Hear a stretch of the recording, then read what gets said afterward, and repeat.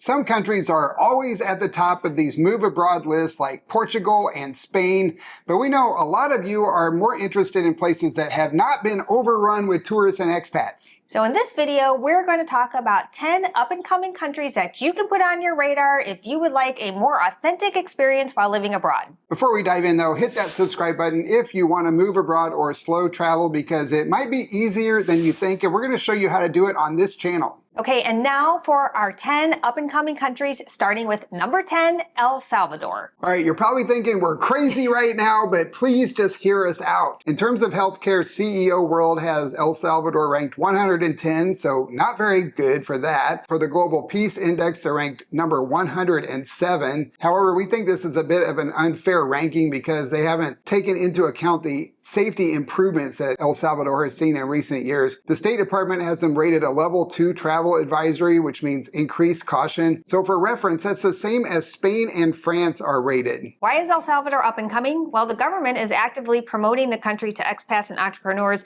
especially through its cryptocurrency initiatives. Yeah, it was the first country in the world to recognize Bitcoin as legal tender back in 2021. That led to a 95% increase in tourism since then. The official currency is actually the US dollar. Yes, which makes it easy for us people coming from the US because we don't have to do that conversion. Yeah, it's been the US dollar since 2001, so it's not even a new thing. The safety has increased a lot since President Bukele took office in 2019. It used to be the most dangerous country in the world. That was between 2015 and 2017, but the homicide rate dropped 70% between 2022 and 2023. And now El Salvador has one of the lowest homicide rates in Latin America. The country is known for its natural beauty, volcanoes. I'm not sure anybody wants to go see a volcano, but they are pretty to look at from a distance. They have coffee plantations. It's known as a surfing paradise, and they have these delicious pupusas, which is a traditional Salvadoran dish. It's a thick, stuffed griddle cake or flatbread. Some of the popular cities are San Salvador, which is the capital city, and it's known for its modern amenities. It's got international schools, co-working spaces, and it's really growing in popularity with digital nomads. Santa Ana is known for its colonial charm, its lower cost of living, hiking, the coffee plantations, and cultural sites. El Zonte, aka Bitcoin Beach, is a surfing mecca and the catalyst that led to Bitcoin being adopted as legal tender in El Salvador after an anonymous American donated $100,000 worth of Bitcoin to that area. You can go to visit El Salvador with a 90-day tourist visa, but if you want to move there permanently, they do have a retirement or a pension visa. They have a digital nomad visa and a passive income visa. So you have some good options. Number 9 on the list is Sri Lanka. It's ranked number 105 by CEO World for healthcare, number 100 on the Global Peace Index. It's actually tied with Georgia, the country. A level 2 travel advisory, which again, same as France and Spain. Sri Lanka had an economic crisis a couple years ago, but they are recovering now, and the country is gaining a lot of attention as a digital nomad and expat destination due to its affordability, its growing infrastructure for remote work, and there are more English speakers in the urban and tourist areas. It's generally safe for tourists and foreign residents and solo travelers, and it's often called the Pearl of the Indian Ocean. It has beautiful beaches and world-class surfing. It's known for its tea plantations and its wildlife safaris, which sound really incredible to me. You can go there and see elephants, leopards, primates, sloth bears, and crocodiles, which are kind of scary, but from a distance, I guess I would be okay. They're also famous for their train rides through the country. It's home to a sacred fig tree that was planted in 236 BCE that's believed to be grown from a cutting of the fig tree that Buddha was sitting under when he attained enlightenment. At more than 2,300 years old, it's the oldest living human planted tree in the world with a known planting date. That is like the coolest thing. That is pretty amazing. Popular cities for expats include the capital city of Colombo, which is on the coast. You've got Kandy, which is a hill town known for its cooler climate and it's close to the tea plantations, and Gale, which is also a coastal city with colonial architecture and a more laid-back lifestyle. They have a 30-day e-visa and you can apply ahead of time for that or get it on arrival at a kiosk. They have a retirement or my dream home visa, an investor or golden paradise visa, and a digital nomad visa. Number 8 is Namibia, which is located just north of South Africa. It's ranked number 125 for healthcare by Statistica, number 62 on the Global Peace Index, which is right between Costa Rica at 58 and Chile at 64. And it's also a level 2 travel advisory, same as France and Spain. I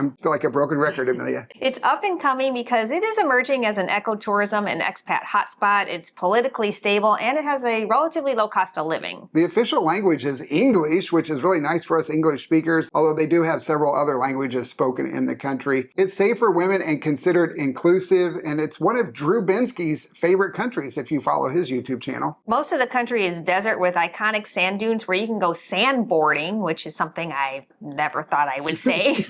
It also has diverse wildlife, including its unique desert-adapted elephants and lions, but it also has rugged coastlines and never-ending beaches flanked by desert, so you've got plenty of room to spread out. Yeah, like 1,000-mile of beach inland, so you're not going to be bumping elbows with anybody. Popular cities are Windhoek, which is the capital city, kind of in the middle of the country. Swakopmund is a coastal town known for its German colonial heritage and outdoor adventures. Then you have Walvis Bay, which is a port city, and that's where the President's Links Estates planned golf course community is located. And it was built to attract foreign investors. That's where you can buy property to get your investor visa for Namibia. If you don't want to do an investor visa, you could do a 90-day tourist visa, a 6-month digital nomad visa, or a business visa. When we're exploring a new country, we always use a VPN to keep us safe online, and that's why we're excited to talk about Surfshark, today's sponsor. We've been traveling around the world and using public Wi-Fi in airports, Airbnbs, and all kinds of public places, and we always use a VPN to protect our privacy. Surfshark secures our data and our identity by protecting us from hackers, bots, ransomware attacks, and phishing scams. Plus, it has an ad and cookies blocker, so we don't have to deal with those annoying pop-ups and those really distracting and sometimes irritating ads. Surfshark never logs or collects our data, so we feel safe that knowing no one is tracking us. We use the VPN to change our virtual location because some mobile apps won't work in different countries,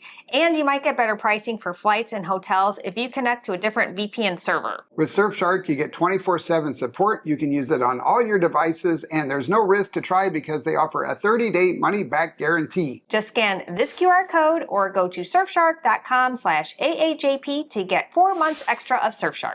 And now back to our up-and-coming list of countries, and number 7 is Paraguay. It's ranked number 107 by CEO World for Healthcare, and it comes in at number 74 on the Global Peace Index. And for your reference, Cambodia is number 70 and Thailand is number 75 on that index. It's a level 1 travel advisory, which means exercise normal precautions. Paraguay has low taxes and a territorial tax system, one of the last remaining countries to have that. That means they don't tax your worldwide income. They have a simple residency process too, and a low cost of living. It is a safe country and easygoing, and it's not overcrowded or over-touristed. It's a landlocked country in South America, but it does have big rivers and subtropical forests. There is a myth that dueling with pistols is legal in Paraguay if both participants are registered blood donors. There is no law to back this up, so please don't go there expecting to settle your neighborhood disputes this way.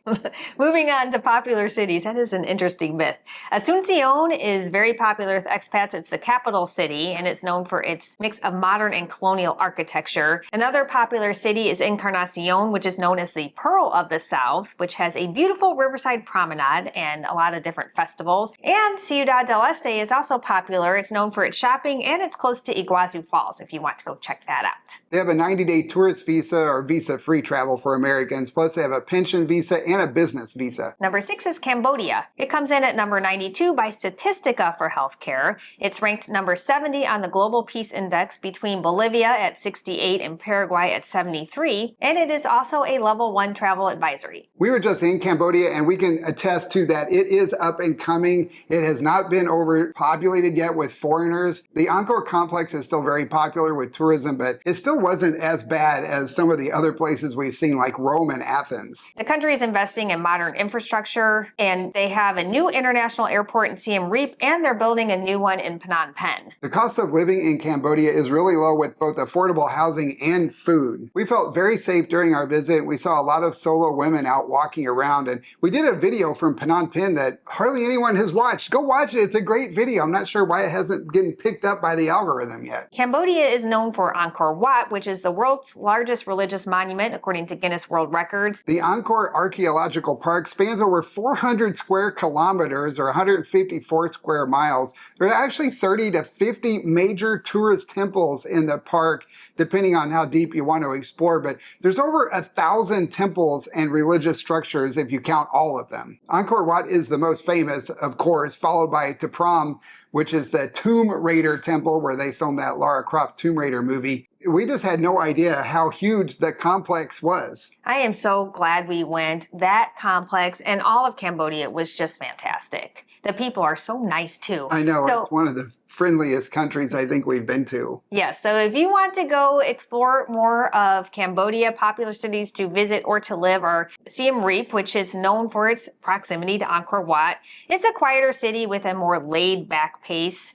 And then you have the capital city of Phnom Penh, which is definitely much more vibrant and lively, and it is still very affordable. Sihanoukville is a coastal city with a variety of different beaches to choose from. It also has an airport, and there's a lot of islands just off the coast there, and you can take ferries to those to visit one of the magnificent beach resorts. They have a 30-day e-visa, which you could apply for ahead of time online, or you can get that on arrival. They also have a pension visa and an investor visa. Number 5 is Uruguay. It's ranked number 63 by CEO World for healthcare. It's number 52 on the Global Peace Index, which puts it between Argentina and the United Arab Emirates at 53. It is a level 2 travel advisory. This country is attracting more expats due to its political stability, its high quality of life, and it also is a territorial tax country, plus they have other tax incentives. It's known as a safe country with a laid-back lifestyle. It has progressive social policies, excellent wine, and beautiful beaches. Interestingly enough, it became the first country in the world to give every primary student a laptop back in 2009. It was the first country in the world to legalize cannabis for recreational use, and they claim to be the creators of tango along with Argentina, so those two are dancing the tango over who is the actual creator.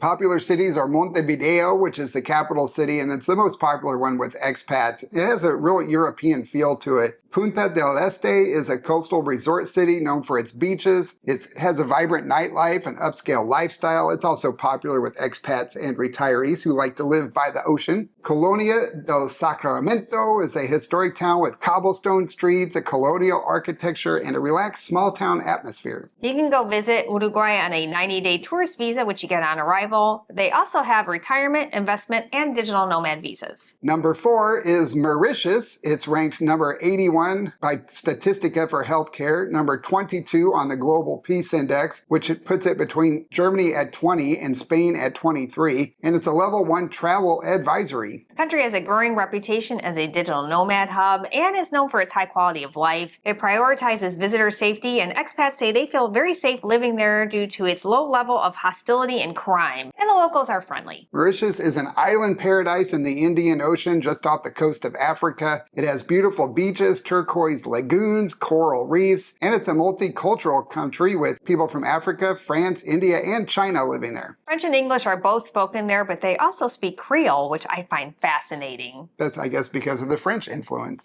That makes sense. Yeah, it's a great diving location. They have this underwater waterfall illusion. It's caused by sand and silt that slide down the ocean floor, and it creates this illusion of a cascading waterfall under the sea. I think that is so cool. Some of the popular cities include Port Louis, which is the capital city. It's pretty vibrant, and it also has excellent healthcare. Grand Bay is a coastal town which is popular because of its beaches, its lively nightlife, and it's got a luxury lifestyle. If you want something a little bit calmer, you might like Flikoflak, which is a beach town known for its laid-back lifestyle, its water sports, and its stunning sunsets. And it's a cool name. I I'd love to say, yeah, we live in Flick and Flack. Flick and Flack. Legal. Flico Flack. No, we're not saying it very well. They have a 60-day tourist visa on arrival, and you can get a premium, an independent means visa for retirees, and an investment visa. Number 3 on our list is Albania. The country is ranked number 53 by CEO World for healthcare. It's number 42 on the Global Peace Index, between Vietnam at 41 and Taiwan at 43, and it is a level 2 travel advisory. Yeah, again, same as Spain and France. I like to use them as a reference because everybody thinks, oh, Spain and France, I don't have any issues going there. It's like a dream to go there. But Albania, that's scary and dangerous. It's basically the same. It's, European country. It has affordable cost of living, especially by European standards, a growing reputation as a hidden gem in Europe, and we certainly think it is. And it's becoming more popular with digital nomads and retirees, as well as European tourists. It's a safe country, and the people are generally accepting. We get a lot of comments about it being a Muslim country, but other religions are represented, and everybody gets along. Religion just doesn't seem to be a divisive factor like it is in other parts of the world. We prefer the capital of Tirana because it's more developed than other parts of the country. However, the beach cities of Durrës, Vlora, and Saranda and Samil are also really beautiful and popular. If you want to live in the mountains, you can choose from villages like Berat, Korça, and Theth. And it has a lot of ancient archaeological sites that were left by the Greeks and the Romans. One thing we really like about it is the culture of taking an evening walk with the family. We saw this all the time while we were there. Multi-generational families out walking in the park at dusk and even into dark. They also have raki, which is their local alcoholic beverage. Sometimes they will have that for breakfast. It's a fruit brandy, which is 50% alcohol, so it is quite potent. We tried it, and it was strong. And they think it cures all illnesses, so they just take a shot in the morning and they're good to go for the day, or at least maybe they just don't care about the illnesses after that. It was way too strong for me. There's no way. But if you're going to go to Albania, I guess you should give it a shot. Another interesting fact, and something that you're going to see if you visit, are the 750,000 bunkers that the former communist dictator made them all build while he was in power. He was convinced the Americans were going to invade, and so they had to build all of these bunkers throughout the country. And they have 15 per square mile. They're everywhere. Everywhere we went in Albania, we saw bunkers. Popular cities include the capital city of Tirana, which has an affordable cost of living, a fun coffee culture, and we love the big, beautiful park. You've also got Durrës, which is a coastal city that's close to Tirana, and it's known for its beaches, plus its Roman and Byzantine ruins. Vlora, which is known as the gateway to the Albanian Riviera, which is known for its stunning coastline and Mediterranean climate. And if you want to stick to the northern area, Shkodër is a fun place to go. We really enjoyed our time there. That is close to Podgorica in Montenegro. It has a cute little downtown area, a huge lake, and castle ruins. As an American, we get a 1-year tourist visa on arrival. Then you just have to leave for 90 days and you can go back and get another year tourist visa. Plus they have a pension visa, investor, and digital nomad visas. Number 2 is North Macedonia. It ranks number 48 by CEO World for healthcare. It's ranked number 38 on the Global Peace Index, which is between Montenegro at 35 and Sweden at 39, and it is a level 1 travel advisory. This is the first country in the world to have full access to wireless broadband. What an interesting thing that they can claim. That is interesting. It is. It's affordable, welcoming to foreigners, and it's lesser known compared to its Balkan neighbors, offering a more off-beaten path experience. It's well known for Lake Ohrid, which is the deepest lake in Europe and estimated to be between 3 and 5 million years old. That is a very old lake, and it also has a lot of other ancient ruins. Skopje is the capital city, and it's a growing international community for foreigners. Ohrid is a picturesque lakeside city. It's a UNESCO World Heritage Site. Bitola is a cultural hub with a charming old town and proximity to the national park. They have a 90-day tourist visa that you get 90 days out of every 180 days, so it's like the Schengen visa. They also have retirement, business, and investment visa options. Number 1 on the list is Bulgaria. It's ranked number 41 by CEO World for healthcare. Number 26 on the Global Peace Index, putting it between Spain and Norway, and it's a level 1 travel advisory. You've got European living in Bulgaria without the high price tag, and like the other countries on the list, it is a generally safe country. Bulgaria is famous for its ancient history, and some scientists think that Plovdiv is the oldest city in Europe, dating back 6,000 years. It also has beaches and skiing and just a lot of natural beauty. It's known as the land of roses due to its rose oil production. It's used in lots of cosmetics and perfumes, but it's also known for its wine, and it's one of the biggest wine exporters in the world. And they celebrate Wine Growers Day on February 14th in addition to Valentine's Day. Popular cities are the capital city of Sofia. Moscow is another popular city. It's already been well known as a place to go skiing, but it is really becoming more popular with digital nomads. Varna is over on the coast by the Black Sea. You can go there and enjoy a laid-back beach lifestyle. Bulgaria is part of the Schengen zone now, so you can go there for 90 days out of every 180 days, but you can't hop around the other Schengen countries anymore like you used to be able to. But they do have a pensioner, a freelancer, and an investor visa if you want to go that route.